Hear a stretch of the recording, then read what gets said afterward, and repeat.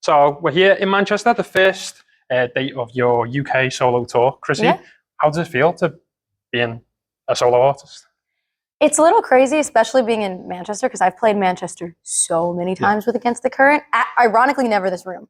I don't know how that's possible, but never made it to Academy 3 somehow. I think you've done Next Door. We've done Next Door, yeah. We've done Academy 2, but we never did Academy 3. So it's cool because I get to play a new venue, but Manchester's one of my favorite cities to play shows in, so I'm just pumped. You mentioned Against the Current there, so I spoke to you back in July, just down the road in Gorilla. Yeah. And it was literally a week before you announced the solo stuff. Yeah. Part of you, like, best poker face I've ever seen an artist portray, like how you just didn't let on. Part of you being human must be like, I want to tell people this. Yeah. What was that sort of mindset going into that, like, last week? Well, even the scheduling of waiting until that tour fully wrapped is just that I knew I wanted to do this project in, the between period when Against the Current was off. I didn't want to be doing two things at once, but I didn't want to take away at all from an Against the Current moment. And to me, so that tour is still an Against the Current moment. So I didn't even want the announcement out there. I didn't want people asking me in interviews when Dan and Will are still there, and they have to sit there and be like, it'd be weird. It'd be like asking and be like, what's like the Yours Truly tour like? And be like, I don't know, I'm not in Yours Truly. And so I just wanted to make sure I kind of left a clear space between those two. And even like the reception from when you actually announced it, everyone went a little bit crazy. Oh, of course. But I knew that was going to happen. People were going to panic. Yeah, a little bit. But then you've also done stuff like Hero 2 and My Hero Academia. So it's not like it's a novelty concept. But the only time I've done things solo before was collaboration with, whether it was a video game, like we've done 2 league anthems. One was Against Current, one was just me. My Hero Academia, other things like that. But I think it's different being like, hey, there's no purpose to this. There's no collaboration. There's no game. There's no movie. There's no, other artist. It's just, I just wanted to make more music. Yeah. And what's been the mindset going into it? Because obviously it must be a different approach when you're, writing songs for Against the Current to solo. How does the mindset differ? I've learned I have to stick to my guns a lot more because I can't just look over at 2 other people and be like, what do you think? When I don't want to make a decision. And lyrically, it's been cool for me too, because I've been able to kind of, there's some songs which I think I would have never written for Against the Current because I want those songs to represent all 3 of us and be experiences that we could all share in, more or less. Even though they're written about my personal experiences, they're kind of more universal themes. Whereas for my own project, I kind of was like, all right, I don't have to make sure this is relatable enough. A bit like Some Like It's Hot. Like, yeah, exactly. Yeah. And like Dan's here, he's actually doing lights. And and even when I played him the EP, like when he heard like You'd Be Right, he was like, such foulness, Christina, what are you doing? And like, sassy. He was like, why are you like, he's like, this is I forgot what the word he said was. He said something like really funny, but like basically it was like crude, like a little crude. And I laughed, but I was like, this song would just never be an Against the Current song. It just doesn't fit us as like a unit, but like I could do it as myself. Are we going down with the ship now? We're trying to swim till we both drown, and there's no way to avoid it. So go on now, pick your poison. We're moving through the world, stay still. Darling, it looks like hell. I would never take my eyes off. No, I'd never take my eyes off you. In some other lifetime, maybe I'd get away instead of passing your lighter on your fire escape. I try to act your age. How does it feel having these songs come out then? Because like every song feels like your baby, but like being it solo, does it feel any different to like Against the Current because it's 3 of you in there? Yeah, I feel way more precious about this because just anxious too when I was releasing it, because I was like, if people don't like it, I'm the only one to blame. I can't be like, oh well, he wanted it on the album. It's like it's just me. It's all on me, which is like fun and nerve-wracking at the same time, especially when you're used to it. Like I've never done anything on my own before, so it could be super nerve-wracking. But it's honestly been great, and I'm really pumped that it was received so well, like once the music was out, because I was like, I don't know, people might like it, people might hate it. I'm one of them. I'm a sucker for knowing like when them thought process starts for like an artist. When was it for you to be like, ooh, I've got the itch to do something like solo? Yeah, I think it was, I mean, I've always wanted to try something on my own, partially just to prove to myself that I was capable of doing something on my own, but also just to explore things that didn't fit within ATC. I've been in ATC since I was 15, which is amazing. Like most people don't get to stay in a band their whole life.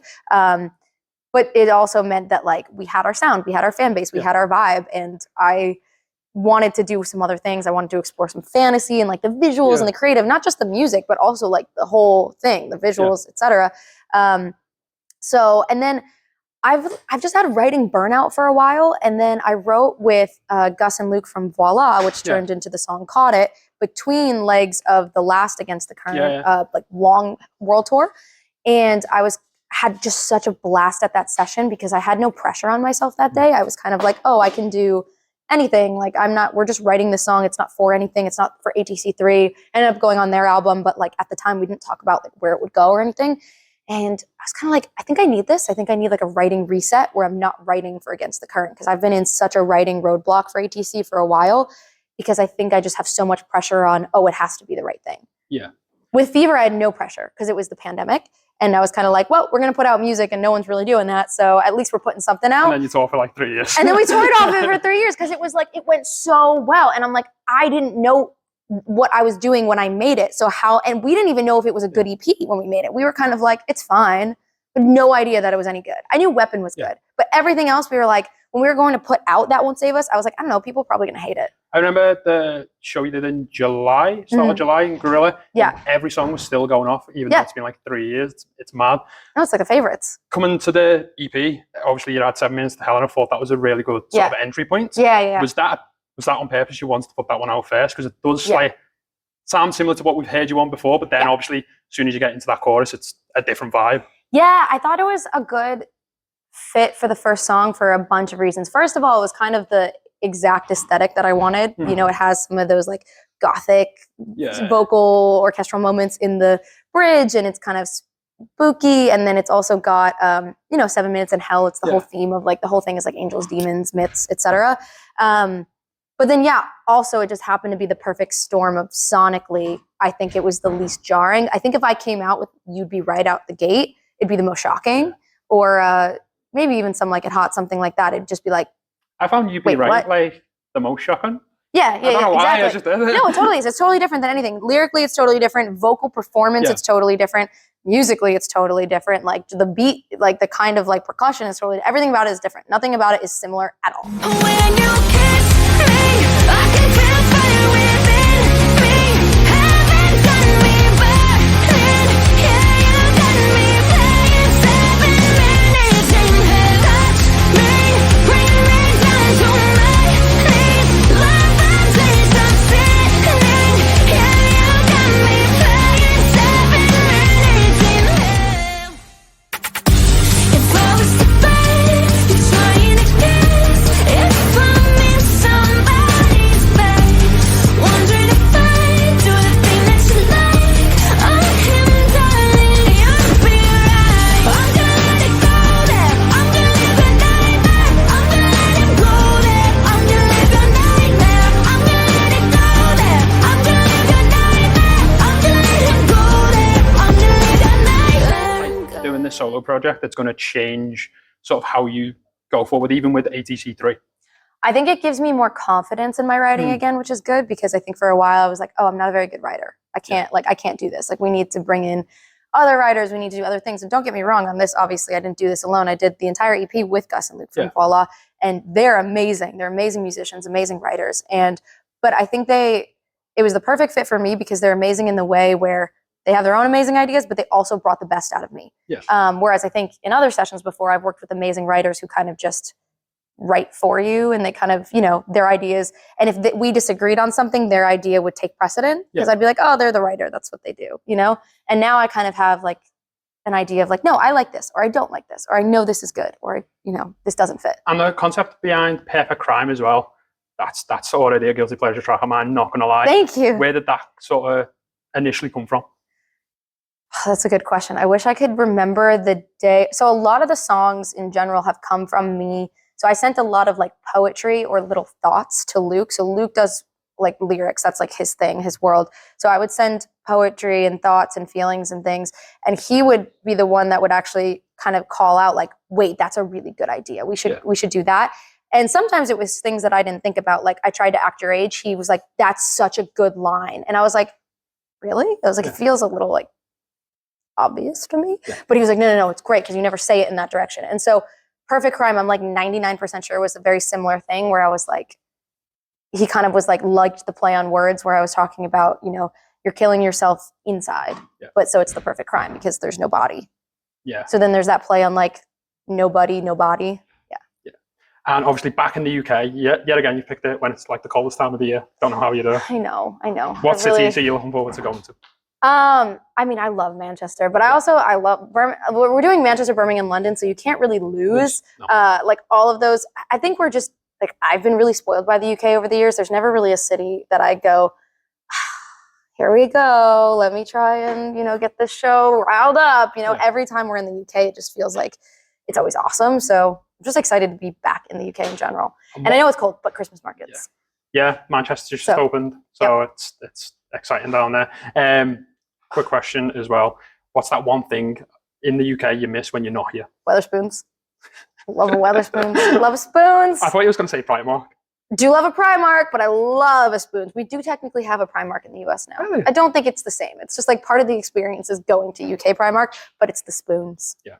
And obviously we did speak about this just before we recorded.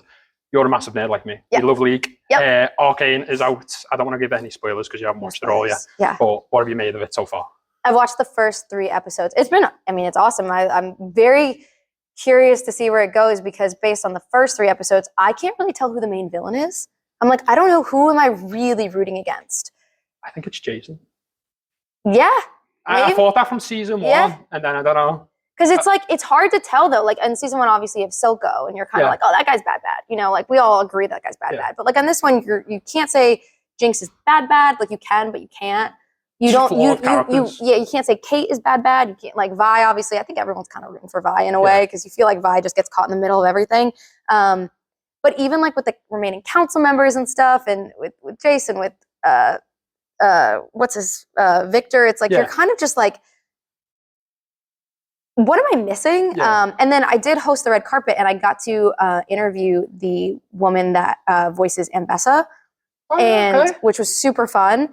And she said in the interview, she was like, because you kind of think Ambessa is exactly what everyone thinks she is, right? Like she seems like a very like, we all know what this character is. But then she said she surprises everyone this season, even me. Yeah. Like even her who knows the character. And I was like, oh. So I have like my eyes on Ambessa because I'm like, what's going to happen? Yeah. If you know something I don't tell me yet. I've seen the first installment, but I haven't seen the second 3 because I was busy prepping for this. So. Never die when the world is calling you. Can you hear them screaming out your name? Legends never die. They become a part of you. Every time you bleed for reaching greatness, relentless, you survive. They never lose hope when everything's cold and the fighting's near. It's deep in their bones, they'll rot into smoke when the fire is fierce. No, pick yourself up, 'cause legends never die.